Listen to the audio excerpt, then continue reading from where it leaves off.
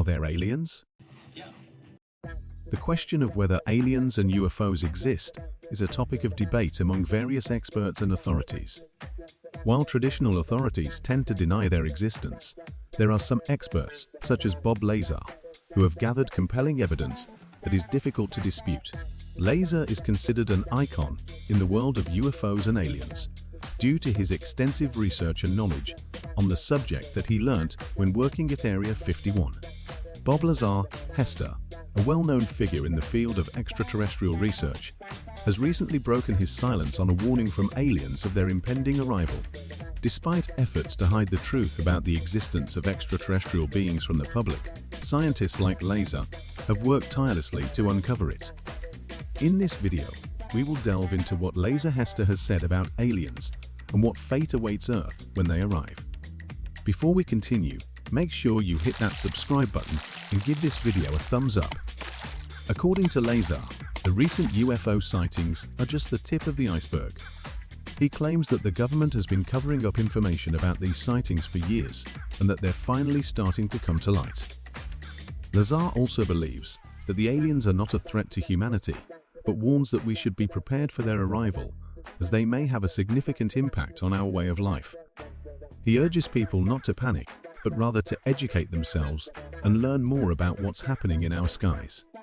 While there is still much we don't know about aliens and their intentions, Bob Lazar's insights and research provide valuable information that can help us prepare for their eventual arrival. Bob Lazar is a well-known figure in the world of aliens and UFOs.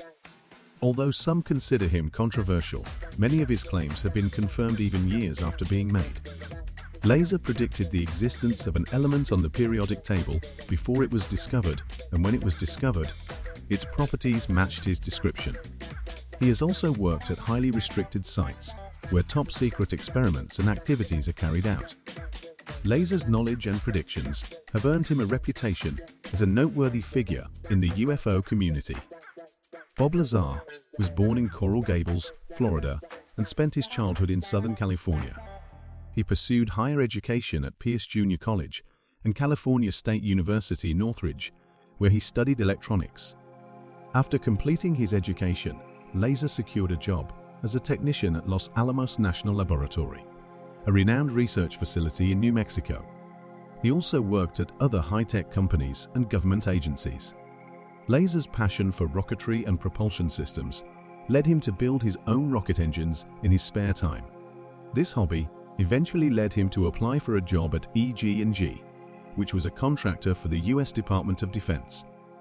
EG&G was looking for someone with experience in electronics and rocketry to work on a project focused on developing advanced propulsion systems for military aircraft, and Lazar was a perfect fit for the job.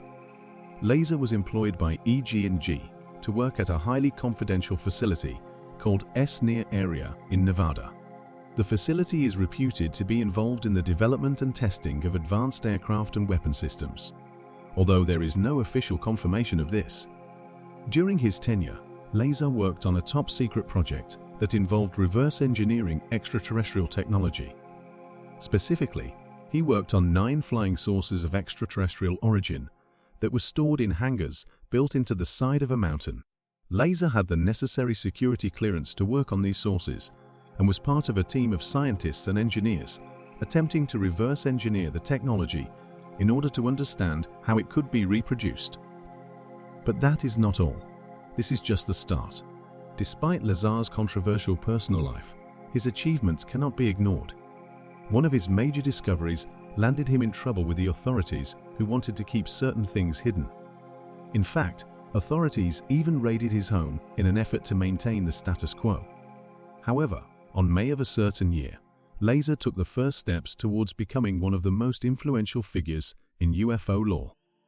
During a live interview with investigative reporter George Knapp on Cork's Las Vegas, Lazar concealed his identity and went by the alias Dennis.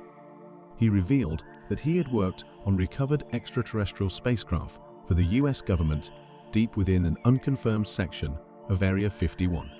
Months later, Lazar revealed his true identity and disclosed that the US government had launched an all-out covert war against him.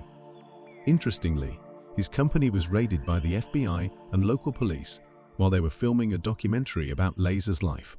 This has understandably raised suspicion among Lazar and his fans, who believe that the FBI is attempting to recover samples of the element that Lazar took from Area 51.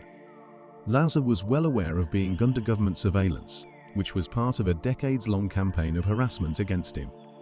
Recently, he joined Joe Rogan on his popular podcast to clear up some misconceptions. During the interview, Lazar recalled how he ended up working at the famous area. He explained that he asked to attend a lecture given by Edward Teller, the father of the hydrogen bomb, which was being held at the lab. Lazar initially did not suspect anything unusual about his job, but soon realized that he had been working on alien technology. His first encounter with the reactor produced a gravitational field that powered a spacecraft. The machine looked otherworldly, despite being the size of a basketball on a metal plate. When Lazar tried to touch the machine, it pushed his hands away like two poles of a magnet with the same polarity. His job was to back-engineer this alien invention by duplicating the technology with available materials at the time. Lazar and his colleagues were kept in the dark about what they were working on, as everything was compartmentalized by the bosses. As a result, Lazar was only aware of a tiny bit of the whole project, which made it hard to know exactly what was going on. However, he and his partner ended up with the power and propulsion system, in addition to a sparse overview of what the other teams had been tasked with. All of their work was tied to the mysterious spacecraft.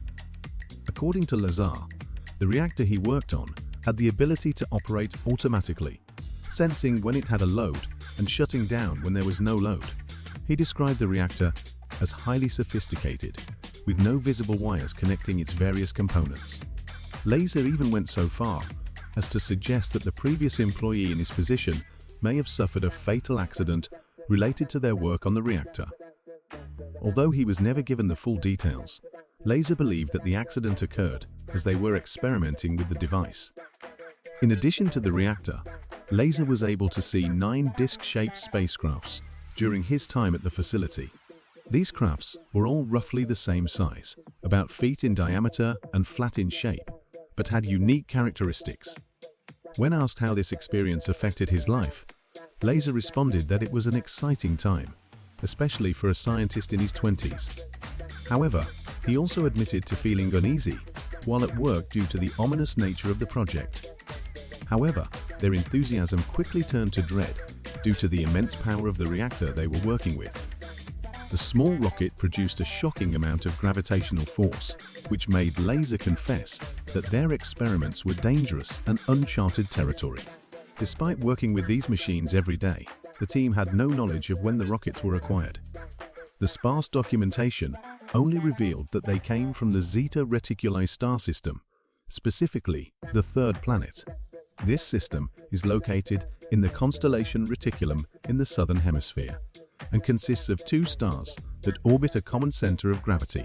The stars are estimated to be 1 billion years old, making them intriguing in comparison to our Sun. Solar analogues are stars that are very similar to our own Sun, which makes them of great interest to astronomers. By studying these stars, astronomers can gain insight into the workings of our own solar system's host star. Some UFO enthusiasts believe that Zeta Reticuli is home to a species of alien life forms that visited Earth in the past and abducted a married couple named Betty and Barney Hill. Betty later drew an astronomical map based on what she claimed to have seen aboard the spacecraft, which has since become known as the Betty Hill star map. Some believe that this map shows that the aliens originated from the Zeta Reticuli star system. Despite numerous investigations, the authorities have never revealed where these objects came from. According to Lazar, one of the main interests of the investigation was discovering the type of fuel powering the rocket. The fuel is a heavy element known as element 115, which made the investigation all the more intriguing. The element known as muscovite was added to the periodic table after its discovery in Moscow. Initially, Lazar claimed that the element was not on the periodic table. However, he later clarified that the fuel element used in the alien machines was different from the one added to the periodic table. Lazar spent a considerable amount of time at the facility trying to figure out the alien machines, but they were unable to do so. The machines violated every physical law, and even though they were generating a lot of power, they did not emit heat. The team also tested for magnetic fields, but could not detect them. Despite this, they managed to operate the alien aircraft. Lazar explained that this was not surprising because many people can drive a car without knowing how it works. He witnessed one operating test of the spacecraft. According to Lazar, the spacecraft he observed took off quietly, and the only visible sign was a bluish glow discharge called a corona discharge that appeared at about 5 or 10 feet from the ground. The spacecraft hovered silently, moving to the right and left before setting back down. Lazar claimed that the spacecraft's gravity bent light around it, distorting all forms of energy. Surprisingly, handlers were able to communicate with the pilot inside, which Lazar attributed to the gravity-bending light in a way that enveloped the craft.